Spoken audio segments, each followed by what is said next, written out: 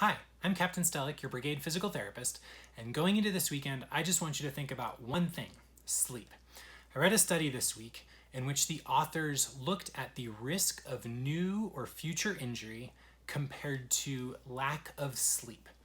They took a bunch of endurance athletes, I think 100 athletes, over the period of a year. So for a long time, they tracked these folks.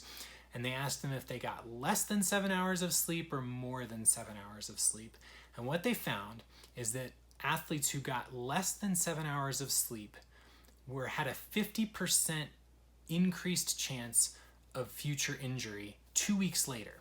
That's maybe an interesting finding. I'm not really sure what that 2 weeks is about, but what it means is that if you're not getting 7 hours of sleep a night, you're increasing your risk for future injury significantly, 50% compared to if you were getting more than 7 hours of sleep a night.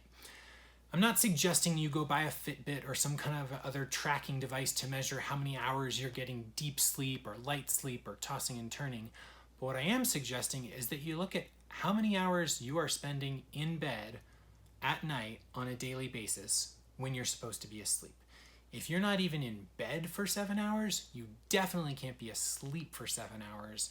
So you may want to adjust those parameters, right? You might have to give up some things you want. You might have to stop binging Netflix so hard. But the likelihood that that is helpful is really high. You may have a significantly decreased risk of injury. And where are we going to be in 2 weeks? We're going to be in the field doing higher intensity activities than maybe any of us have done in the last several months due to COVID.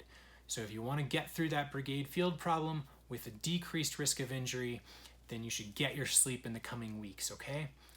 Take care of yourselves, have a good weekend, and watch how much you're sleeping.